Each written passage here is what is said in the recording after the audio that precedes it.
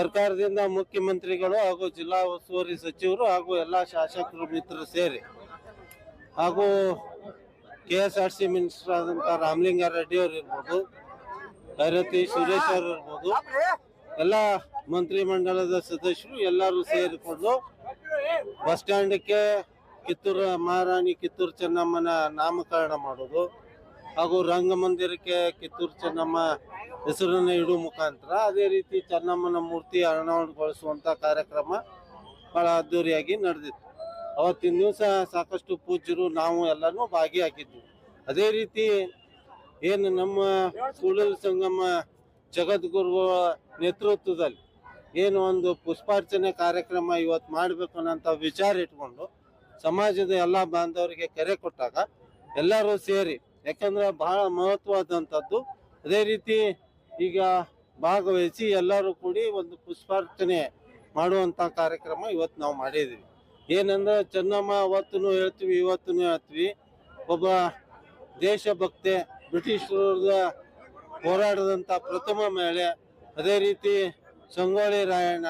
ನಾವು ಇವ್ರನ್ನ ಒಂದೊಂದು ಸಮಾಜಕ್ಕೆ ಜಾತಿಗೆ ಸೀಮಿತ ಮಾಡುವಂಥದ್ದಲ್ಲ, ಯಾಕಂದ್ರೆ ಇವರು ದೇಶದ ಸಂಬಂಧ ತಮ್ಮ ಪ್ರಾಣವನ್ನ ತ್ಯಾಗ ಮಾಡಿದವರು, ರಾಜ್ಯವನ್ನ ತ್ಯಾಗ ಮಾಡಿದವರು.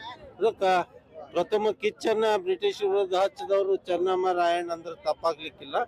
ಆ ದೃಷ್ಟಿಕೋನದಲ್ಲಿ ನಾವು ಇವತ್ತು ಪುಷ್ಪಾರ್ಚನೆ ಮಾಡುವ ಮುಖಾಂತರ ನಮನಗಳನ್ನ ಚೆನ್ನಮ್ಮನಿಗೆ ಸಲ್ಲಿಸಲಾಗ್ತದೆ. ಇವತ್ತು ಕಿತ್ತೂರಾಣಿ ಚೆನ್ನಮ್ಮನ ಸಮಾಜಕ್ಕೆ ಅನ್ಯಾಯವಾಗ್ತಾ ಇರುವಂತದ್ದು, ಏನು ಲಾಠಿ ಪ್ರಹಾರ ಆಗಿರ್ಬೋದು, ಎಲ್ಲ ನಡೆದಿರುವಂತದ್ದು. ಅದೇ ವಿಷಯಕ್ಕಾಗಿ ಮೊನ್ನೆ ಏನು ಸಿಎಂ ರವರ ಜೊತೆ ನಿಮ್ದೇ ಸಮಾಜದ ಸ್ವಾಮೀಜಿರವರು, ಜಯಮೃತ್ಯುಂಜಯ ಸ್ವಾಮೀಜಿರವರು ವೇದಿಕೆ ಹಂಚಿಕೊಂಡಿರ್ಲಿಲ್ಲ.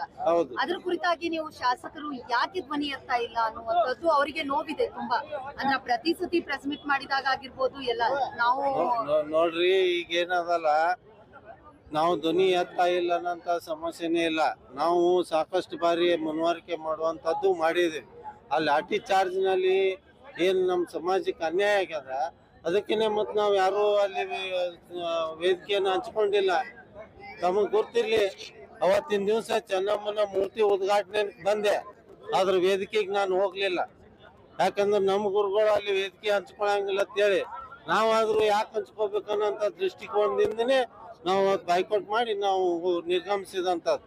ಅದಕ್ಕೆ ತಮಗೆಲ್ಲ ಗೊತ್ತಿರಲಿ, ಸಮಾಜಕ್ಕೆ ಅನ್ಯಾಯ ಆದಾಗ ಸಮಾಜದ ಮ್ಯಾಗ ಲಾಠಿ ಚಾರ್ಜ್ ಆದಂತಹದ್ದು ತಪ್ಪ ಖಂಡನೆ. ಯಾಕಂದ್ರೆ ಇವತ್ತ ಬಾಬಾ ಸಾಹೇಬ್ ಕೊಟ್ಟರಂತ, ಅಂಬೇಡ್ಕರ್ ಕೊಟ್ಟಂತ ಸಂವಿಧಾನದಲ್ಲಿ ಹೋರಾಟ ಮಾಡುವಂತ ಹಕ್ಕು, ನ್ಯಾಯ ಕೇಳುವಂತ ಹಕ್ಕು ಎಲ್ಲ ಸಮಾಜದವ್ರಿಗೆ ಐತಿ.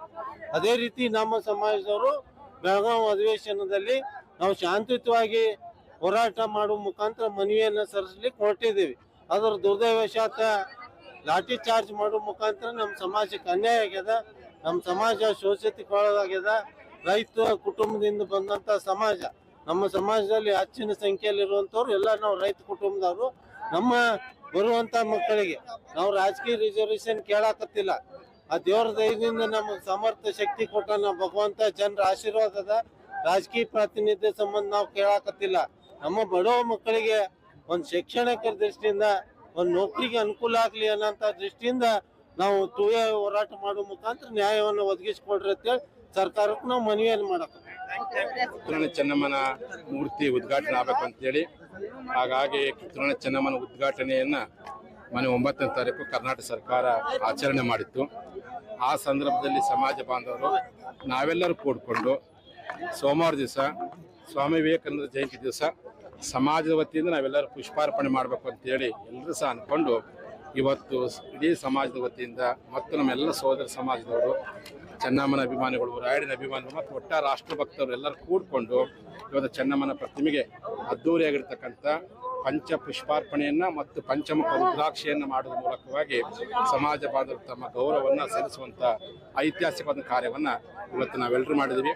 12 JCB, ಅದರ ಅರ್ಥ 12ನೇ ತಾರೀಕು 12 JCB ಮೂಲಕವಾಗಿ ಈ ರಾಜ್ಯಕ್ಕೆ ನಾವೆಲ್ಲರೂ ಕೂತ್ಕೊಂಡು ಸಹೋದರತ್ವವನ್ನು ಬಾಳ್ಬೇಕೆನ್ನುವಂಥ ಒಂದು ಸಂಕೇತವಾಗಿ ಇವತ್ತು ಚೆನ್ನಮ್ಮನ ಮೂರ್ತಿಗೆ 12 JCBಯಿಂದ ಪುಷ್ಪಾರ್ಪಣೆ ಮಾಡಲಾಗಿದೆ.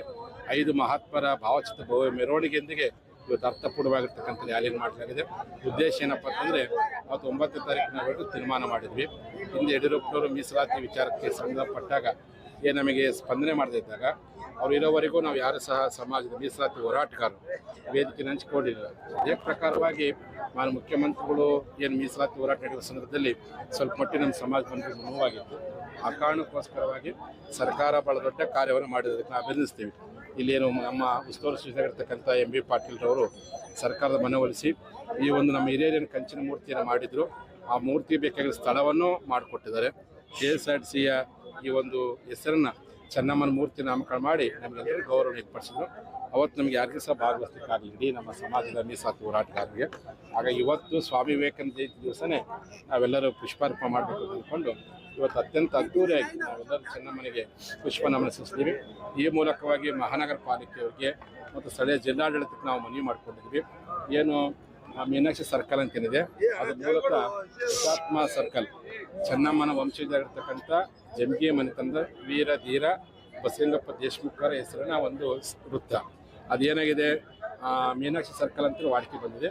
ಕೂಡಲೇ ಯಾವ ರೀತಿಯಾಗಿ ಇದನ್ನು ಚೆನ್ನಮ್ಮನ ಸರ್ಕಲ್ ನಾಮಕ ಮಾಡಿ ದೇಶ ಪ್ರೇಮಿಗಳು ಯಾವ ಸಂತೋಷ ವ್ಯಕ್ತಪಡಿಸಿದರು ಅದೇ ರೀತಿ ಮಹಾನಗರ ಪಾಲಿಕೆಯವರು ಅತಿ ಶೀಘ್ರದಲ್ಲೇ ಜನವರಿ 20ನೇ ತಾರೀಕು ಆ ಒಂದು ಸರ್ಕಲನ್ನು ಬಸಲಿಂಗಪ್ಪ ದೇಶಮುಖ ವೃತ್ತ ಅಂತೇಳಿ ನಾಮಕರಣ ಮಾಡುವ ಮೂಲಕವಾಗಿ ಮತ್ತೊಮ್ಮೆ ಸ್ವತಂತ್ರ ಹೋರಾಟಗಾರರಿಗೆ ಗೌರವ ಕೊಡೋ ಕೆಲಸ ಮಾಡಬೇಕು ಅಂತೇಳಿ ಈ ಮೂಲಕ ಮಹಾನಗರ ಪಾಲಿಕೆ ಒತ್ತಾಯ ಮಾಡ್ತೀವಿ.